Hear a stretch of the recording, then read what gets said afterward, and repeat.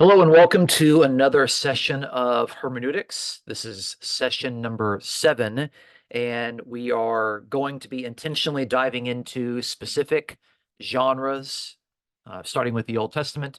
And this month, we're going to be looking at how to read the narrative portions of the Old Testament. So if you're following along in the textbook, this is chapter 9. This is the first part of chapter 9, because chapter 9 is going to go through a variety of Old Testament genres. And we've moved past, I think, going through the kind of bird's eye view and the summaries and the overviews of basic interpretive methods. And now we're looking very, very specifically on how to look at the individual genres of the Old Testament. And interestingly enough, narrative is actually the largest section of uh, genre within the entire Bible, actually, not just the Old Testament. And so I think this is appropriate to begin with looking at narrative, and we're going to see that there are a variety of sub-genres in narrative. And if you've been reading the Bible for a while, I think that you'll be nodding your head as we go through this session, as we look at the various ways in which narrative kind of breaks down into these different sections and how to read them, and the sort of strategies that I'm going to recommend that we have in our mind as we approach these, and we can try to interpret them with a lot more success at getting at what the original authors were trying to convey to their original readers. So nothing outlandish or crazy today. We're just looking at some basic narrative in the Old Testament and seeing how we're supposed to be reading it responsibly. So without further ado, we will begin our study. Okay. And we are going to swap this. Okay. I think we are looking at what we need to look at right now. Okay. All right. So as I mentioned, the topic for this session is how to read Old Testament narrative. That's not aught narrative. That's just the Old Testament narrative. And I just picked a narrative picture of Abraham with a bunch of sheep in the background, and hopefully we see ourselves as sheep of the Good Shepherd.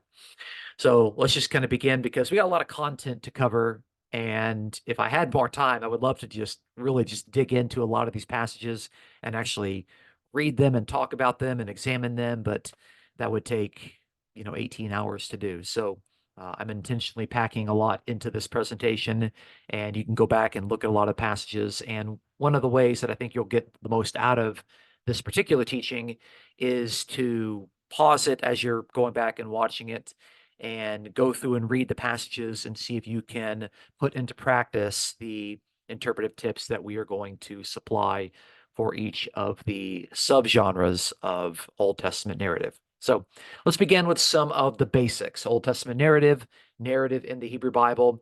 The Old Testament narrative sections are the most common literature of the Bible.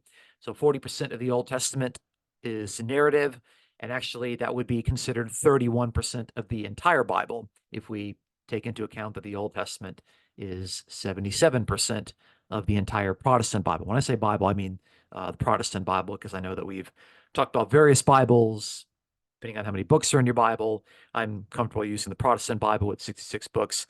That's plenty of books for me. I don't need any more books. So I have enough trouble as it is keeping track of the contents of those 66 books.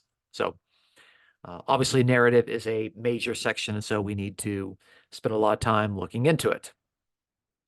Now, the genre contains several key literary devices that we should be aware of. And so we're just going to kind of knock these out fairly quickly.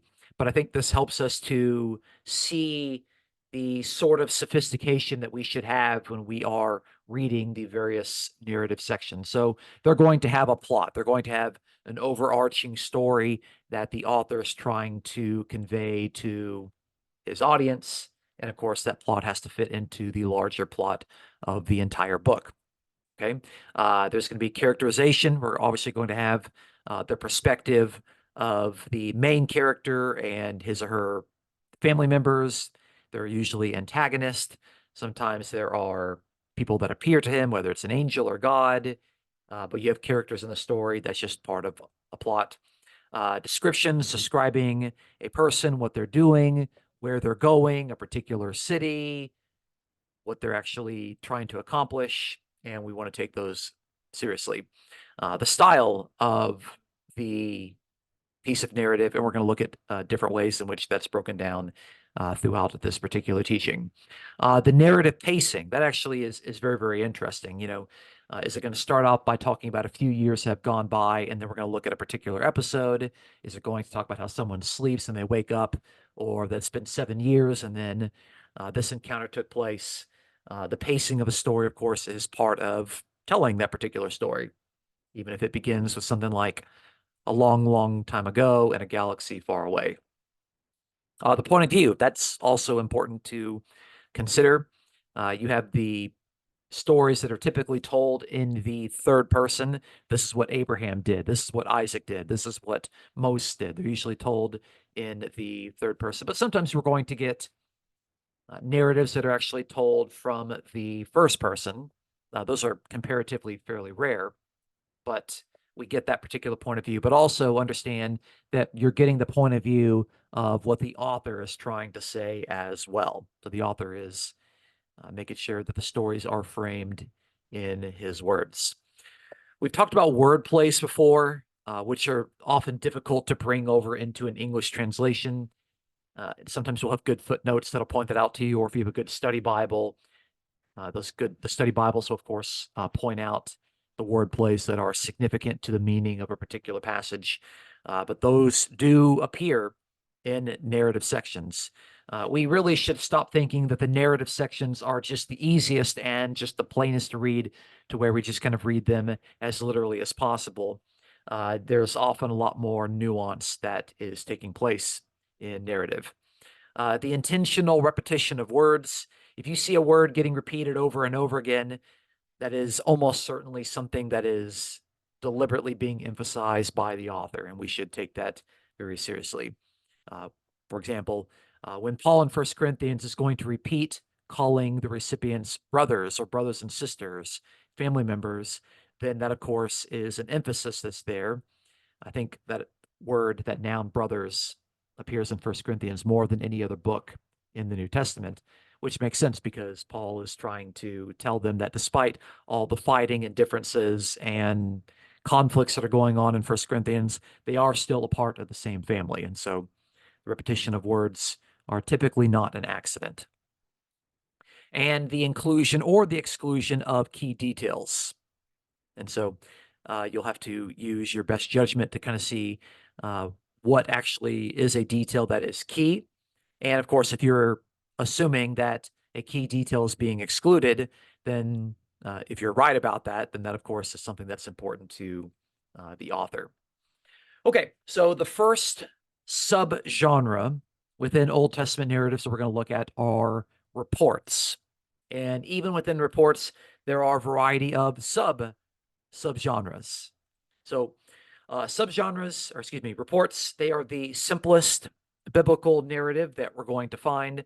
What is a report? Well, a report is a brief, self-contained narration, usually in third-person style, about a single event or situation in the past. Of course, when you are reporting something, you're reporting something that has taken place. They're not reporting something that's taken place in the present. They're reporting something that has taken place already. And they can be broken down into individual units that are worth studying. And again, I'm getting all of these out of the textbook. I'm supplying some additional information from my own study and from other works that I actually have available to me. But you're getting, I would say, if you've read the chapter, you are getting about 80% of what you've already read. So an anecdote, just like we use the term today, that's an event or an experience in the life of a person that's kind of like a private biography rather than a public history. So we have examples of this in First Kings, or a couple of them here, and they're telling the private story, the private experience, something that happened privately, rather than just the public history of what a particular king or a particular prophet actually did. And so this is, of course, a report of something that's a little bit more personal. Okay. A battle report, another part of Old Testament narrative, recounts the military clash and, of course, its results. And a battle report typically is going to indicate whether the battle ended in victory or defeat. You're, of course, going to get a lot of these in Numbers and in Joshua, but there are a lot of battles between the judges um, in the book of Judges. And, of course, 2 Samuel, dealing with the life of David, is going to have a variety of those. And so you'll have the good guys and the bad guys, depending on your point of view. And that, of course, is a piece of narrative. But the report of the particular battle, the skirmish, the war, is its own subgenre within the reports. A construction report, as you might surmise, retells the building of important structures or objects.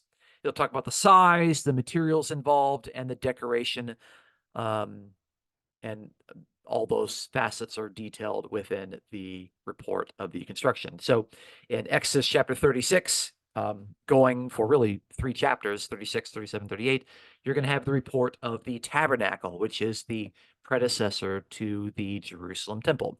And then, of course, in First Kings, you're going to actually get the description of the physical temple. That's Solomon's temple. So you can see those are lengthy reports spanning multiple chapters. Okay. Still under reports, a dream report. This is where a dream is going to be recounted in the first or in the third person. It could be that this dream or experience happened to this person, or it could be that the perspective is being told from a first person perspective.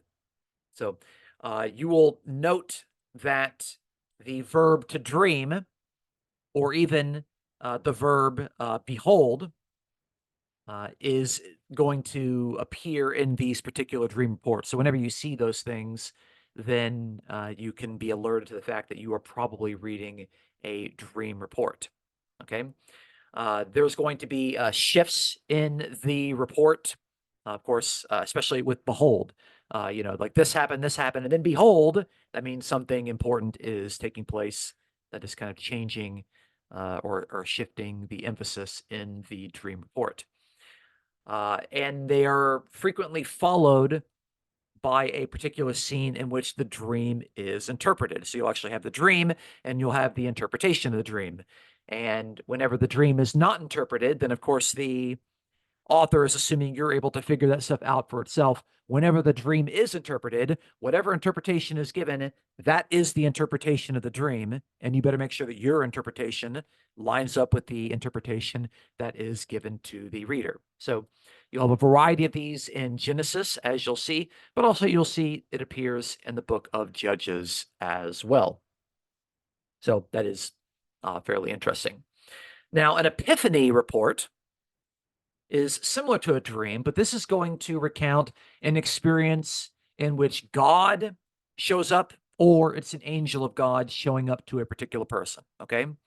So some people will call this just an appearance of God. And why would God or an angel of God show up to a particular person? Well, that means that it's occurring in which there's a time to where God wants to tell that person something, wants to convey a message. Whenever an angel appears to somebody, it's usually to convey a message, because that's what an angel is. An angel is a heavenly messenger.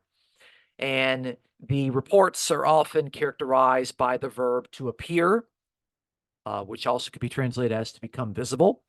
And so in Genesis chapter 12 and verse 7, it says that the Lord appeared to Abraham and told him that he's going to receive all of this land. And so you could see that this happens at a variety of times. God appears to Abraham, Isaac, and Jacob. Whether it's God or it's an angel of God actually is an open question. And I tend to think that more often than not, when these people are encountering God, they're actually encountering God's angel. And of course, through the principle of agency, to encounter an angel effectively means you're encountering God. So there's really not much of a difference there.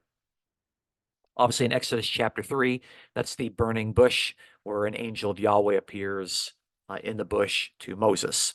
But it also appears in Judges and First Kings this happens quite often, angels appearing. That's pretty common in Old Testament narrative.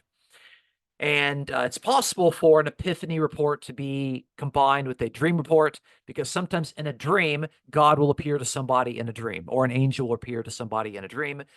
We can see that in Genesis 28 with Jacob and Jacob's ladder.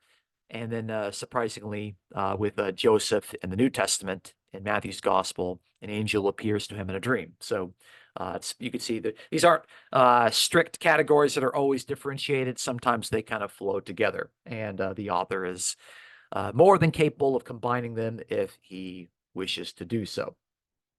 Okay, historical stories. These are reports that are longer than these kind of smaller reports. They have a lot more literary elaboration than the basic reports. And these historical stories will develop plot. They will record dialogue and speeches. And most importantly, this is the most important part of the historical stories, they will include dramatic literary elements. Okay. So there are a variety of these in the Deuteronomistic history, as we've talked about before. That's Joshua, Judges, Samuel, and Kings. And typically, you can see these are longer stories.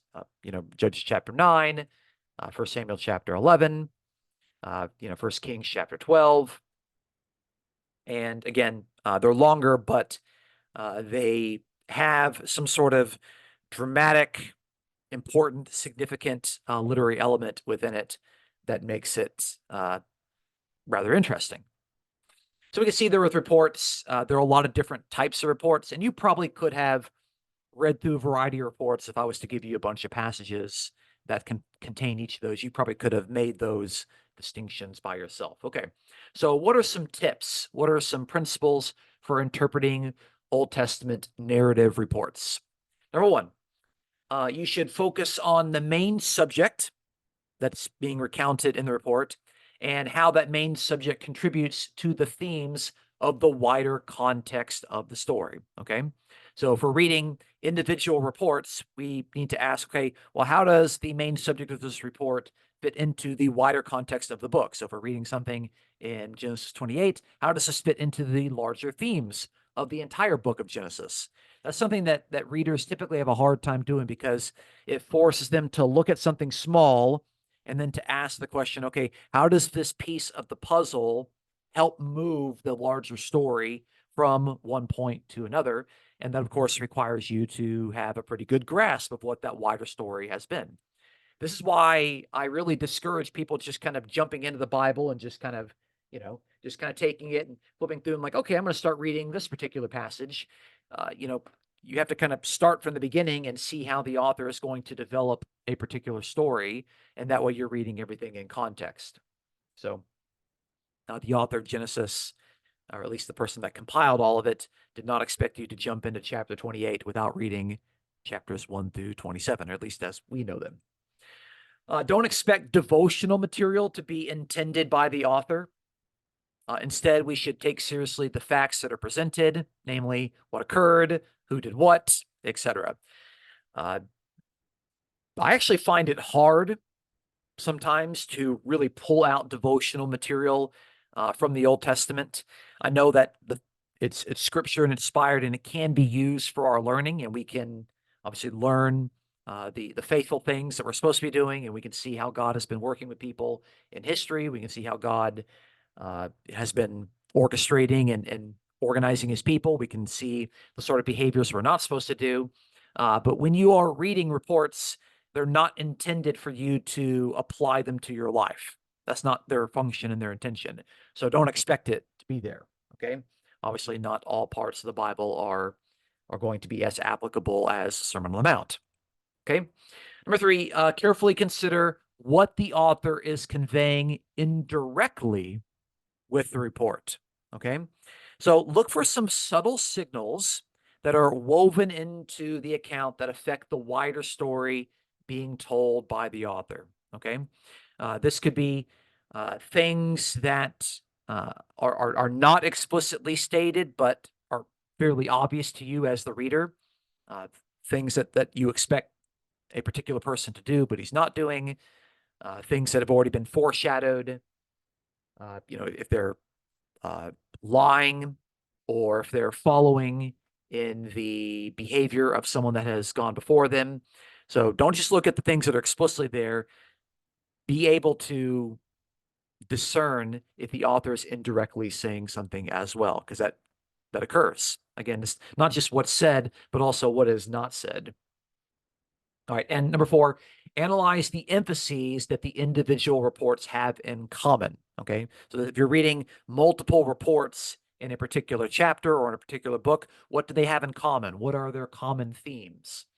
Consider also what message these emphases would give to the original readers in their own time period, not the specific time being narrated. That is really, really important. Okay. So we talked about that when we were going through the book of Daniel.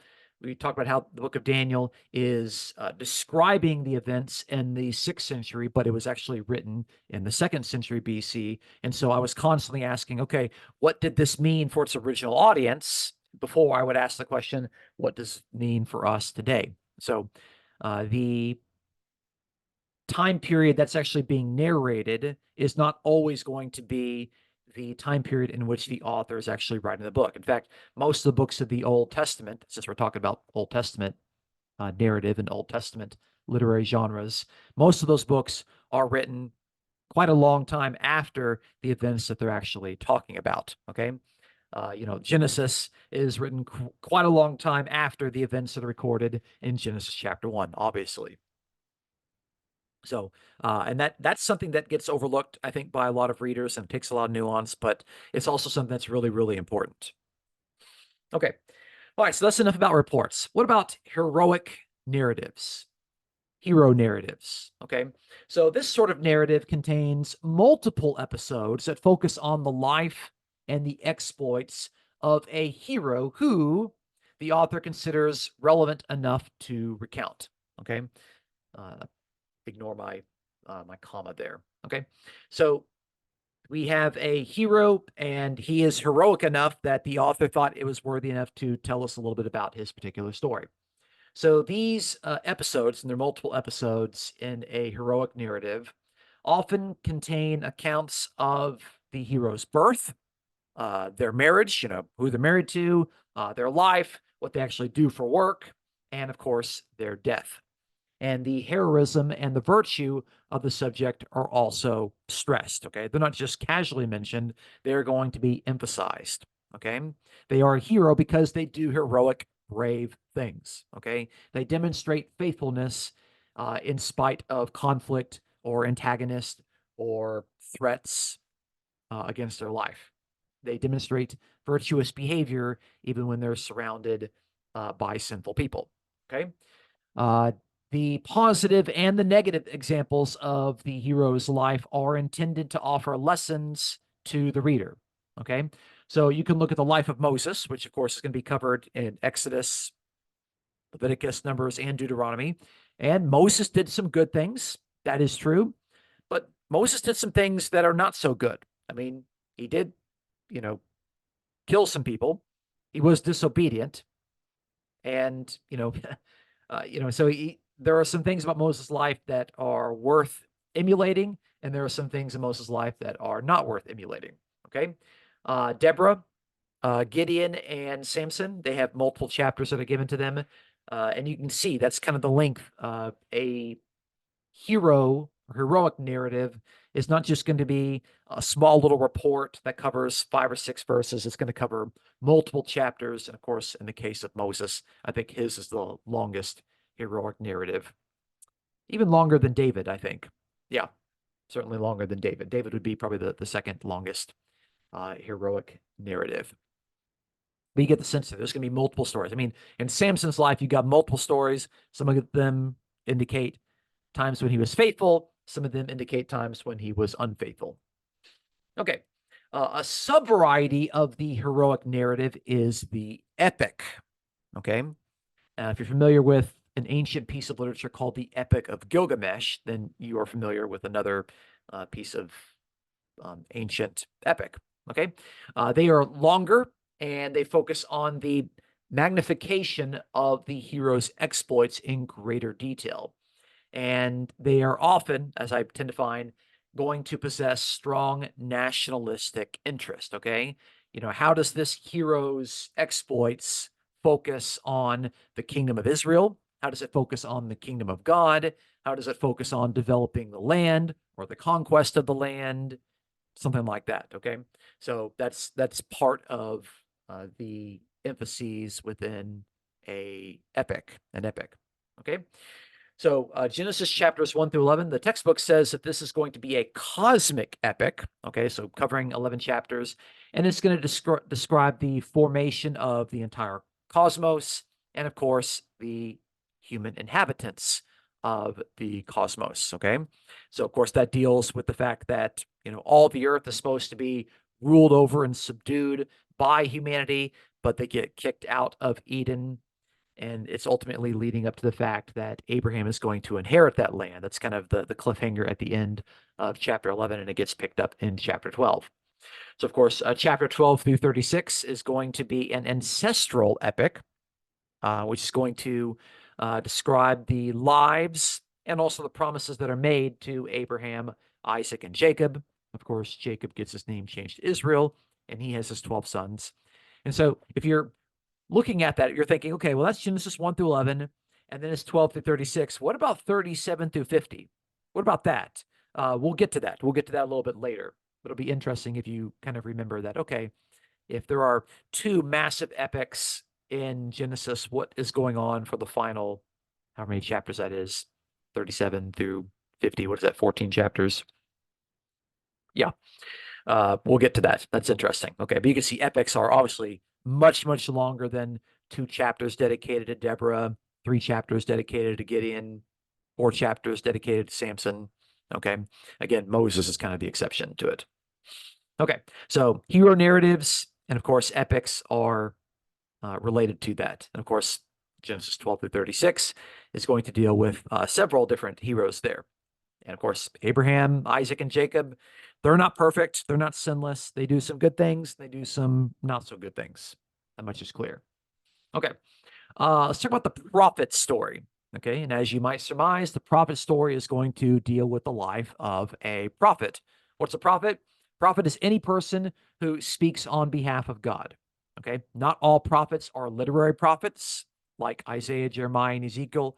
There are non literary prophets like Moses, Elijah, Elisha, Nathan.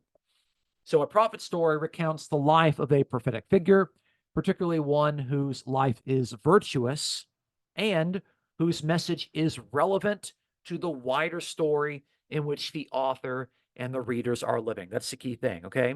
A prophet is only a prophet because they are speaking and conveying a message that God wants them to say.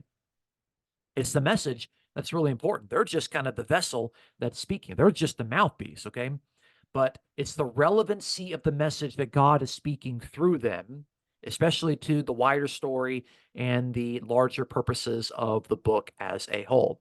And of course, those books were written to a particular audience, so they're relevant to the readers, the original readers. Okay? So prophet stories are going to focus on the lives of particular prophets. Okay? The aim or the function of a prophet story is to edify the reader by presenting the prophet as a model of proper conduct. Okay. So I'm going to say that's the first and primary aim. The second aim of this narrative story is to discredit the larger political and or religious system. Often political and religious go together. So to discredit that larger system, which Yahweh is rebuking through the message of the prophet. Okay. So notice you have kind of a positive purpose of a prophet story, which is to kind of highlight the virtue of this spokesperson, their behavior, their conduct, but also there's a negative point in which it's trying to rebuke or to discredit a religious system against which the prophet is speaking, or a political system against which the prophet is speaking. And again, in our culture, we tend to separate religion and politics, at least over here in the West, but in the ancient Near East and in the Bible, things that are religious are often political as well. So the kingdom of God is a political entity and a religious entity, and you cannot separate the two. Okay, so examples of prophet stories would include the lives of Elijah and Elisha. Okay, so that, of course, is going to be from Elijah. It's going to go from 1 Kings chapter 17 all the way through 2 Kings chapter 9. And the reason for that is that 1st and 2nd Kings were originally one entire document, but they don't fit on one scroll, so it got kind of cut up. And so now you have 1st and 2nd Kings. So the cutting in the narrative between 1st and 2nd Kings is really arbitrary. There's nothing special about it. So it's no surprise that his story is going to go bleed into 2nd Kings. And then, of course, 2nd Kings chapter 13 is going to deal with the life of Elisha. You have Daniel, of course, who is a prophetic figure in a variety of ways. He is dealt with in Daniel chapters 1 through 2 and 4 through 6. Chapter 3, of course, deals with Daniel's three friends, who we know as Shadrach, Meshach, and Abednego. Okay. And then Jonah. Okay. In all four chapters of Jonah, Jonah only has four chapters. So Jonah chapters 1 through 4, that deals with the prophet life of Jonah. That's really interesting.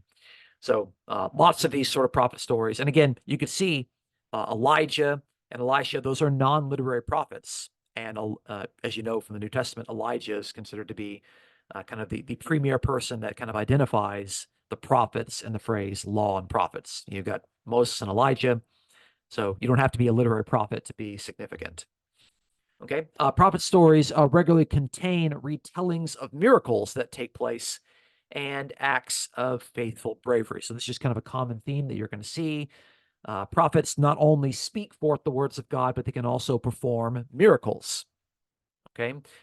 If you read through the lives of Elijah and Elisha, it's very interesting to compare the miracles that they are able to perform with, of course, the empowerment of God working through these prophets. If you compare those to the miracles that Jesus performs, it's interesting that Jesus is kind of being portrayed as a prophet like Elijah or a prophet like Elisha because those figures performed the same miracles earlier.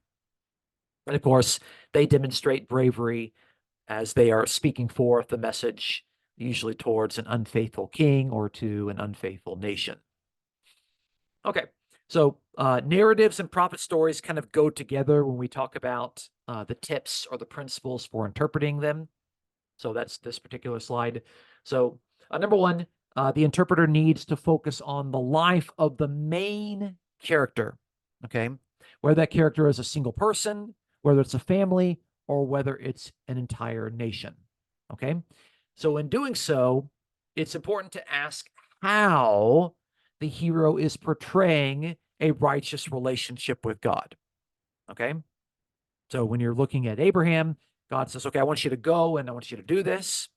Okay, so he's obeying, he's leaving his family, he's leaving his land, he's leaving behind all that stuff right there.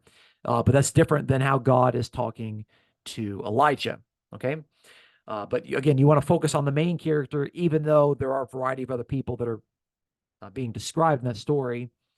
Hero narratives are narratives about the hero. Prophet stories are focusing on the lives of the particular prophet. Okay, yes, there are other people that are involved, but focus on the main person, focus on the protagonist. Okay. As you're doing this, ask yourself, we were talking about this. So ask what worldviews belonging to the original reader are being intentionally discredited. Okay. So this, again, you have to discern, and good study Bibles and good commentaries will point this out to you. You have to be able to discern what time period that this particular book is actually writing to. And of course, if the author is writing a particular book for a particular time period, it's going to reinforce certain truths, but it's also going to be arguing against or intentionally discrediting other truths. Okay, so again, we talked about this with the book of Daniel. So in Daniel, it wants the reader to be faithful to God and to wait for God to come and to vindicate. It doesn't want the readers to join up with the Maccabean forces and to take up swords and to fight. It also doesn't want them to compromise their Jewish faith and to just give up their Judaism completely. Okay. So it's not just what they're saying, it's also kind of what they're not saying. And, that requires a level of close reading and sophistication to do. Okay. And of course, it's a lot easier when you're doing these studies together as a group or, with your spouse or collectively in a Bible study community. A Bible study was always intended to be done in community. When you do it by yourself, sometimes you're going to miss some of these details. Okay. Number two, since heroes and prophets generally act virtuously, ask yourself what sort of values are being highlighted. That's important. Okay. Again, if they are heroes because they're acting a particular way, or if God has selected them to be his spokesperson because of their behavior, then that behavior is at least worth considering if you're a reader. Number three, consider larger themes in the story and how those larger themes are going to affect the overall narrative of the book. Okay, so again, this is you reading this particular piece of narrative in the context of the larger story. Okay, so that, of course, requires you to have a good understanding of what that larger story has been doing up to this particular point. Okay, now these themes could include election, as in how God is working with his people, conquest, whether it's conquest of the land or conquest of a foreign nation, apostasy, falling away, people being unfaithful, and the rise or the fall of a particular people group. Okay.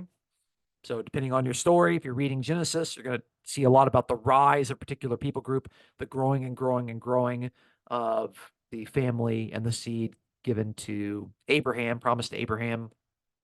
But of course, if you're reading Second Kings, you're going to see the eventual fall of this particular people group as Second Kings ends with the Babylonian exile. Okay.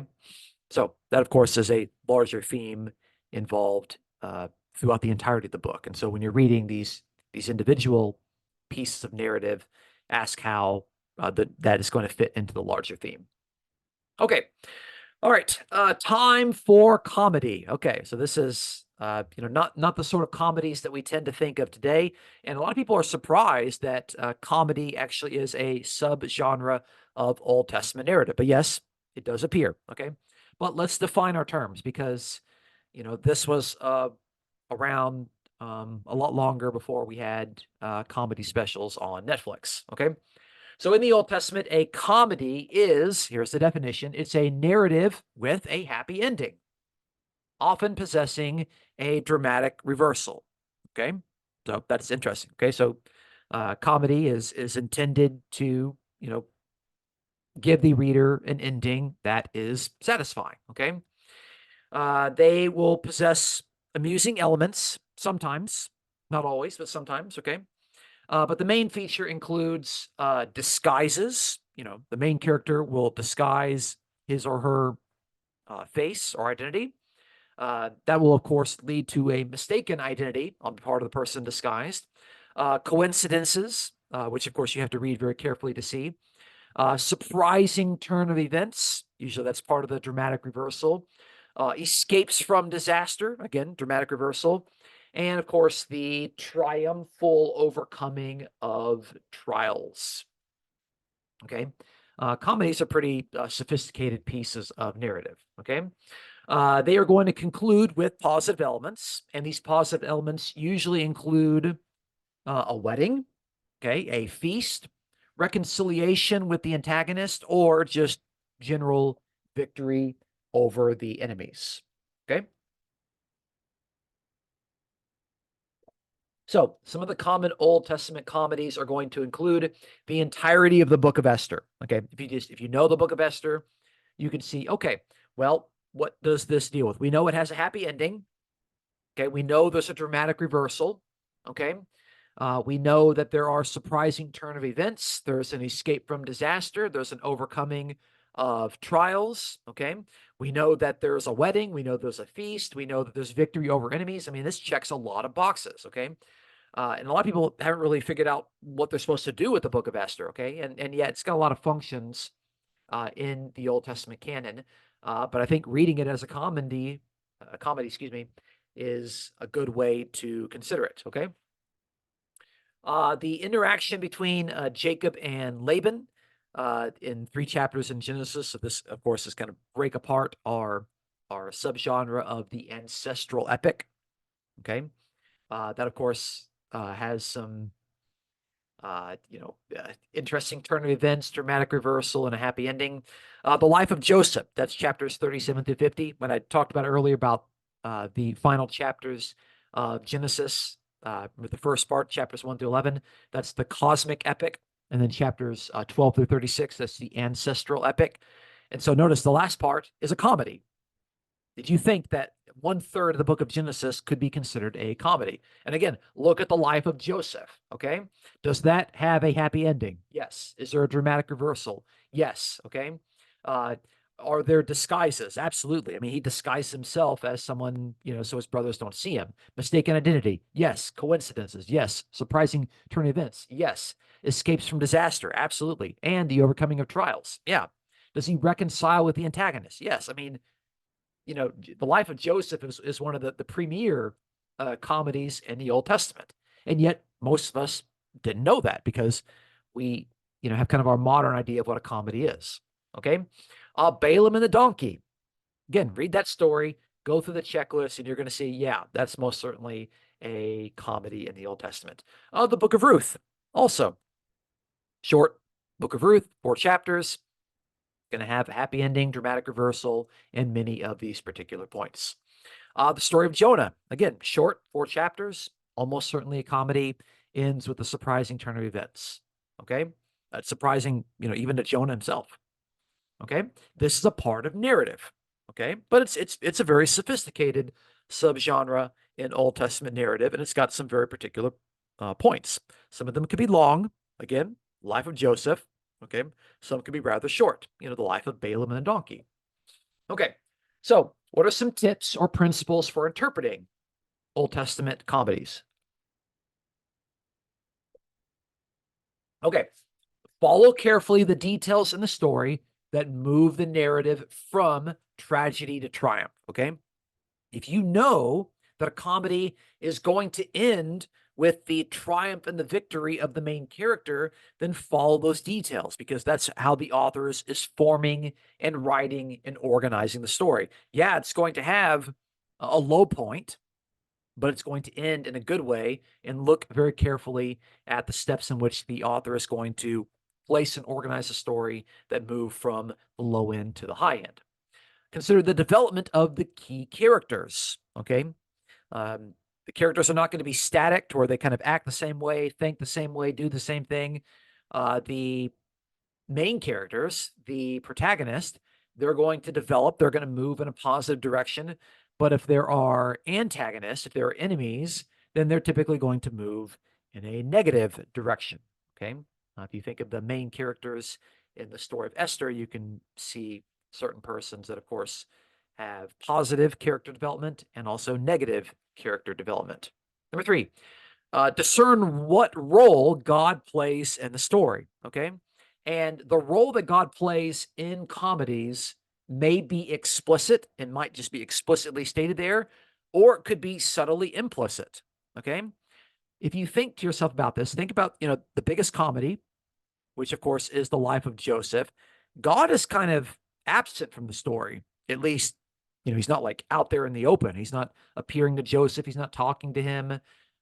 He's in the background. It's kind of implicit, but the promises that were already made earlier in Genesis that were made to Abraham, and to his family. I'm going to bless those that bless you, and those that curse you, I'm going to curse, and all the families of the earth are going to be blessed in you and in your family.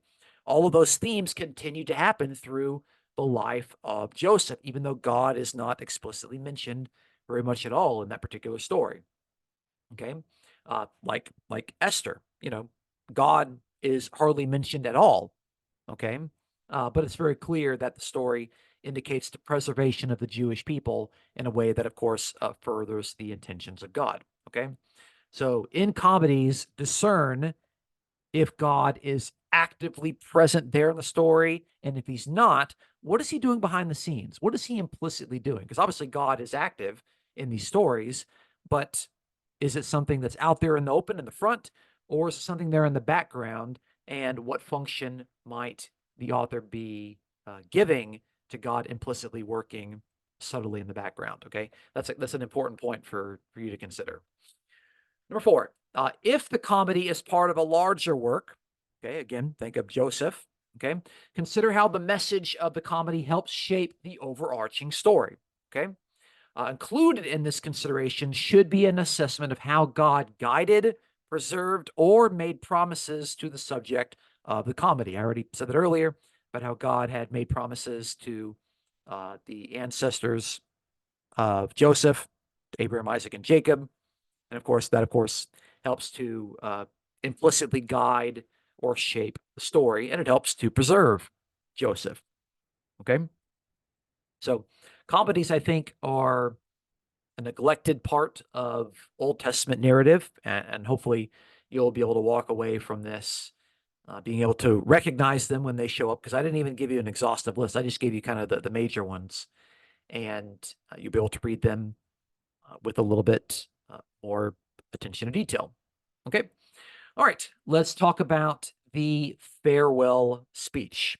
As you might imagine, a farewell speech is the last thing that you say before you die. Okay. It's the final address given by a dying person, usually to his children, to his successors, or to an entire nation. Okay. And it is given in the first person voice, even though the author has probably been telling the entire story or writing the entire book in the third person.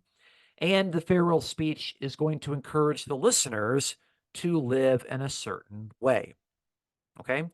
The role of those listening to the farewell speeches is to be followed in order to discern how the narrator develops those parting words of wisdom. Okay. So, what I mean by this is that you're going to have a particular figure. Let's just take Jacob. At the end of Jacob's life, he summons his 12 sons and he gives a farewell speech to each of the 12 sons. Okay. The one that's important theologically is, of course, what's given to Judah in Genesis 49, verse 8 through 10, but that's just one out of the 12 that he gives. And so it's not only important to look at the contents of the farewell speech, but look at the things that are said in that speech to the recipient and how that recipient goes on and lives out their life in light of what's actually being said. Okay. Does the narrator characterize the recipient of the speech in accordance to what was actually said by the person that's dying? Do they live faithfully to that particular commissioning, or are they unfaithful to it? Okay. That's an important thing that you kind of want to consider. And that's, again, part of you, juggling a lot of different balls in the air at the same time as you're looking at things really from a 30,000-foot view.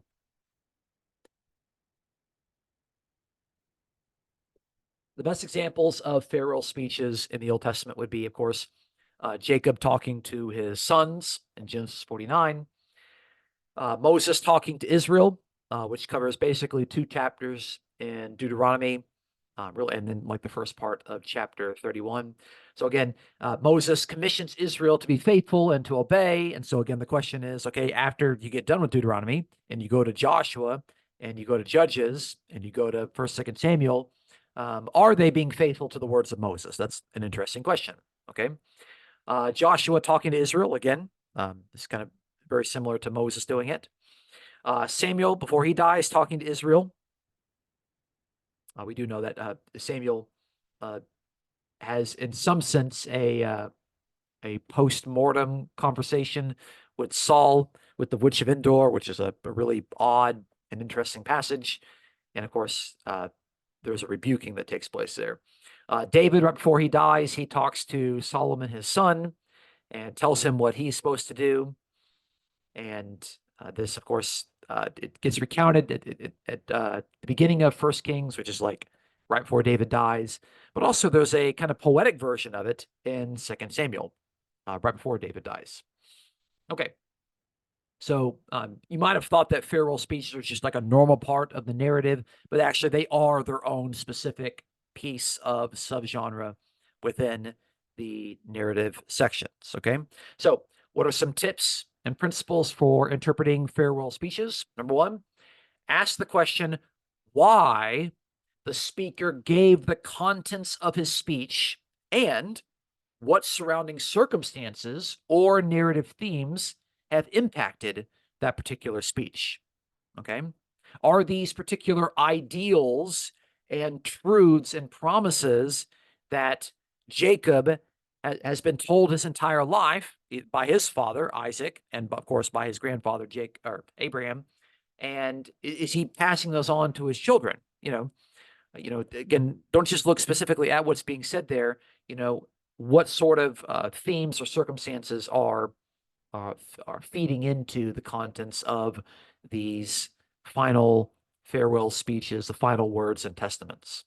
Number two, consider carefully how the audience of the speech is to act and behave in light of the contents of the speech. I already alluded to this already. Do the hearers act in accordance with the speech, or do they deviate from its wisdom? Okay. Sometimes the authors are going to start characterizing the recipients of the speech in light of what was actually said, either in a way of showing that they're being faithful to what they were told or being unfaithful to that. But the author is going to keep that in mind. So you, as the reader, also need to keep that in mind.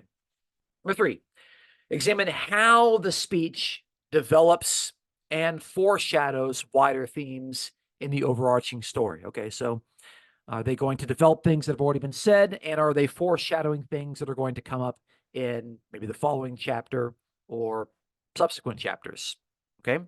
So it's something to kind of keep in mind. Okay. All right. Now we're going to look at what are called embedded genres in the Old Testament narratives. These are going to be much, much smaller, but they could also be parsed out as different types of embedded genres. Okay, so they're going to be in a piece of Old Testament narrative, but they're going to be much, much smaller. Okay, so the first one we're going to look at is the popular proverb. The popular proverb. Popular proverbs are well-known sayings about everyday people or events. And by everyday people or events, that means in the context of course, the narrative that's being written and the lives of the original audience. Okay. They might not be well known to us, which is probably why we read over most of these popular proverbs, because we don't think that they're about our everyday events. So, of course, we have the book of Proverbs, which is a collection of these popular proverbs, but they also appear in narrative portions of the Old Testament. Okay. So this one gets repeated in 1 Samuel. The question is Saul also among the prophets? Because King Saul was someone that was given the Spirit, and he has these sort of ecstatic trance experiences in a way that's not characteristic of some of the other kings of Israel. So, of course, it actually says that there's this saying that was going around, is Saul also among the prophets? Okay. It's repeated a couple of times, but the way that gets introduced indicates that it is a popular proverb or was a popular proverb. Okay. Here's an interesting one that we might not think is a popular proverb. Blessed is so-and-so, or blessed be so-and-so. Okay. This will appear in a variety of places, but that's a popular proverb. Okay. And on the other hand, of course, cursed be so-and-so, or cursed is this particular person. Okay. Those are popular proverbs. All right. From evildoers come evil deeds. That sounds like a popular proverb, and you know what? You could still use that today. It appears in 1 Samuel 24. Okay. The days go by and every vision comes to nothing. Okay. That's the sort of thing that you could see would be repeated in this sort of pessimistic outlook during the life of Ezekiel. Okay. Days just go on and all the visions don't really amount to anything. So that's a sad popular proverb. Okay. Like mother, like daughter. Okay. That's mentioned there in Ezekiel. Again, popular proverb. Okay. So that's just one of the embedded genres within the Old Testament narrative. Okay. The next three we're just going to kind of condense into a single slide. The riddle, the fable, and the parable. These are probably fairly common to most readers of the Bible, but I want to make sure that we are putting this out here because maybe they're new to you. Okay. What is a riddle? Okay. A riddle is a clever, simple statement whose hidden meaning must be uncovered. And the most common riddle in the Old Testament is the riddle that Samson gave at a particular wedding. Okay. But the Queen of Sheba is said that she showed up to King Solomon and she gave King Solomon a bunch of riddles. Now, it doesn't tell us how Solomon answered it, but we know from the story that earlier in 1 Kings chapter 3, Solomon, instead of praying for a bunch of money, he prayed for wisdom and God gave him wisdom and he gave him a bunch of money. And so Solomon had the wisdom and he was able to answer, of course, these riddles. Okay. All right. A fable. Okay. Fable is, technically speaking, it's a brief story that has moral purposes involving plants or animals that act like people. Okay. That's the key thing about a fable. It has to be an animal or a plant that's acting like people. Okay. So here's an example in Judges chapter 9. Jotham told, or he spoke about how trees sought a king among the trees and the vines, but they only found a thorn bush. Okay. And you could read between the lines, say, oh, some people were looking for a king among a bunch of really nice kings, but they only found something that was terrible and bad for them. Okay. But you can see there's plants. Okay. Uh, there's another one in Second Kings, and even Ezekiel is going to mention one because Ezekiel has narrative portions and it also has prophetic portions as well. Okay. Uh, when you have animals or plants, you might actually make the argument that the fable can overlap with prophetic visions when the Old Testament prophets are going to see visions or have dreams of various nations being described as animals. Okay. So the vision in Daniel chapter 7 is a good example to where you have a vision of a lion, you have a vision of a bear, you have the vision of a leopard, and you have a great and terrible, awful beast. Okay. But it's clear that they are described as nations. Okay. So prophecies could also contain fable elements. Okay. Parable. If you're familiar with the New Testament, you know what a parable is. It's a brief comparative story involving human characters. Okay. That's kind of the major distinction between a fable and a parable. Fables deal with plants and animals that act like people. Parables deal with humans. Okay. Although they are less frequent in the Old Testament than the frequency that we see Jesus using parables in the 4 New Testament Gospels, they are significant when they show up. Most famous parable is when Nathan, the prophet, convicts King David about the Bathsheba and Uriah incident. That's in 1 Samuel chapter 12. And the parable of the vineyard in Isaiah chapter 5, verses 1 through 7 is also really memorable. I actually think that's one of the most theologically important ones because it gets quoted or alluded to in the New Testament several times in a way that I think is really important. Okay. So I think the Nathan parable is the most memorable, but I think the most theologically significant one is the parable of the vineyard in Isaiah chapter 5. There are a variety of them also in the book of Ecclesiastes, because Ecclesiastes is able to have parables contained within it. Okay. So you can see there's some pretty clear distinctions between riddles, fables, and parables. But I'm pretty sure that if you were to read through them in the Old Testament, you would discern, okay, yeah, I see this. I could recognize this. This is not too difficult to discern. Okay. Songs and dirges. Okay. Basically, the distinction here is that a song is just anything that's sung. A dirge is a sad song. Okay. So, not all songs are dirges, but all dirges are songs. Okay. So, a song was part of the daily life of Israel. They were singing all the time. Okay. It was pretty common in their culture.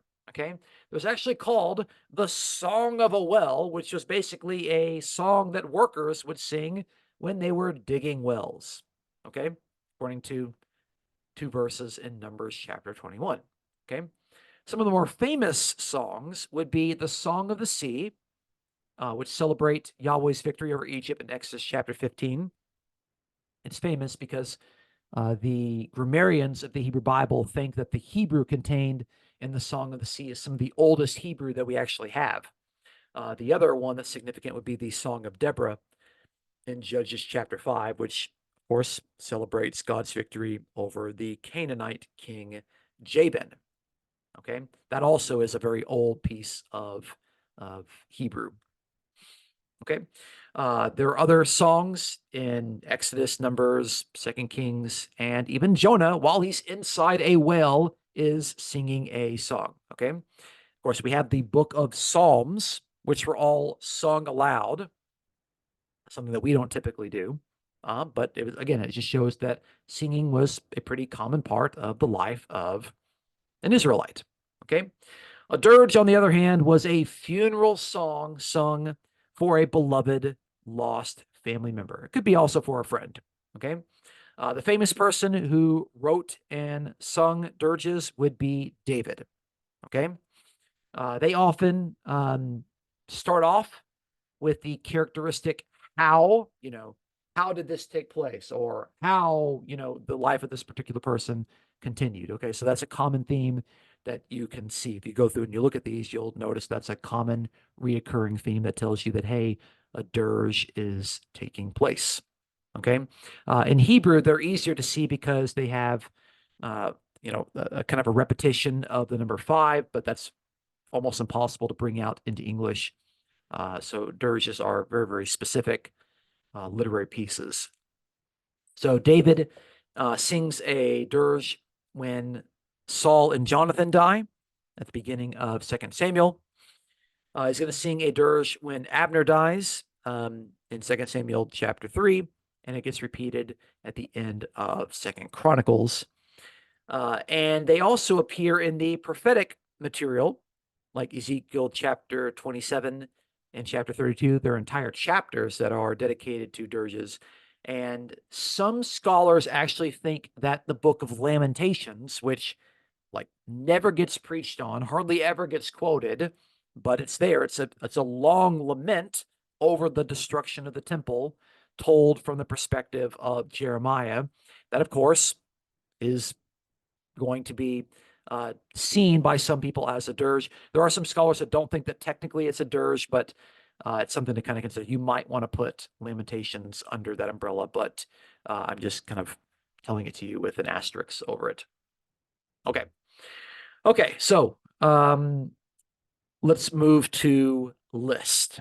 Okay, this might be boring to you, okay, but guess what? Lists are a pretty common embedded piece within Old Testament narratives. What do? They recount things, names or items that have some sort of shared characteristics, okay? Spoils of war are listed as list, okay? Offerings that are pledged towards the building of something are going to be in a list, okay? Sometimes cities and towns are just going to be listed out over a variety of chapters, like there in Joshua chapters 15 through 19. Names of mercenaries can be listed out, and names of royal officials could also be listed out in 1 Kings chapter 4 over a variety of verses. Okay, so yeah, lists could be over anything, whether important or mundane, but yeah, they're there. Okay, now the most common list, at least I don't want to say the most common, but the most theologically significant list that I think often just gets skimmed over by readers are genealogies. Genealogies, I know a lot of people have told me they are boring. They're boring. It's just a list of names. Why do these names matter? Well, they matter because they're not just a list of names. They're the list of people in the retelling of the story of the people of God. And so a list of names is going to be important for that history that God is involved in, because he's involved in this history dealing with a called group of people. Okay, so I came up with 4 particular points of note involving the importance of genealogies. So genealogies establish and preserve the lineage and identity of individuals and tribes. Okay, so they're going to confirm the tribal affiliations any inheritance rights that they might have, and family connections, which of course are crucial to the ancient Israelite society. And of course, when you have a genealogy, they're going to help us construct a general timeline of biblical history. Something you should know about genealogies is that they're almost always not complete. They will tend to leave out persons in genealogies, especially if those persons are bad eggs, or the people in our families that we don't like to talk about Uncle so and so, that's got some skeletons in the closet. Ancient people felt the same way. So genealogies are hardly ever complete. That's why I think that they can help you put together a timeline, but not a specific one. It should be a general timeline. So there should always be a little bit of care involved in reconstructing those things. Number two, genealogies highlight the fulfillment of divine promises and covenants. That's important. So, of course, if God made a covenant with Abraham, okay, that his family, his descendants, are going to bless the world, they're going to inherit the land. Then, of course, genealogies that trace the line of Abraham, Isaac, and Jacob, and Judah, and all throughout that family tree, that's important. That shows the promises of God. It shows the covenants. Of course, the Davidic covenant, that the descendants of David are going to occupy the throne forever. That's important. That's why Matthew begins with this massive genealogy. And that's why Luke also is going to have that genealogy after talking about the baptism of Jesus. Number three, genealogies sometimes have symbolic or theological meanings, such as the repeated phrase, to the 10th generation. Number 10 would emphasize some sort of number of completeness or divine order.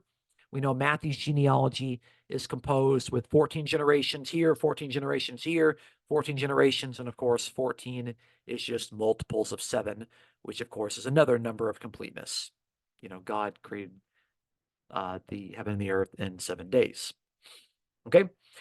Genealogies, lastly, they help to establish legal and social rights related to inheritance and land ownership.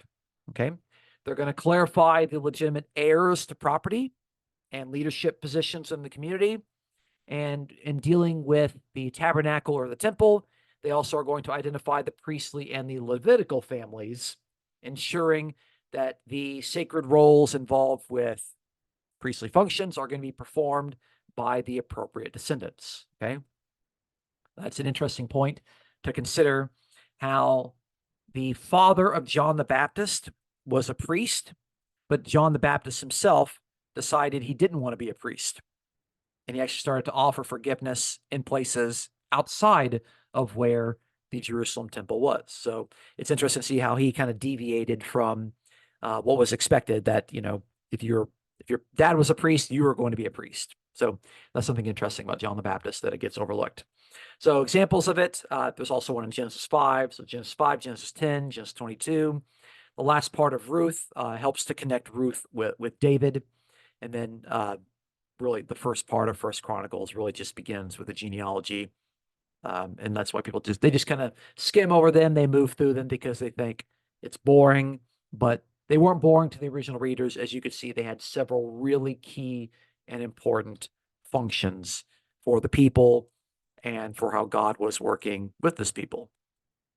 Okay, so talked about a lot of different embedded genres. What are some of the tips or principles for interpreting these embedded genres? Okay, and yes, this is the final slide for today. Okay, so number one, embedded genres function as a complement to the entire book.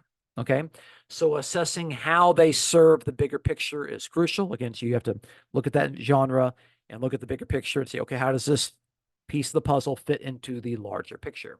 So how do you do this? First, define the main purpose of the embedded piece, whether it's a parable or whether it's a fable or whether it's a genealogy. Okay, what is its purpose here individually?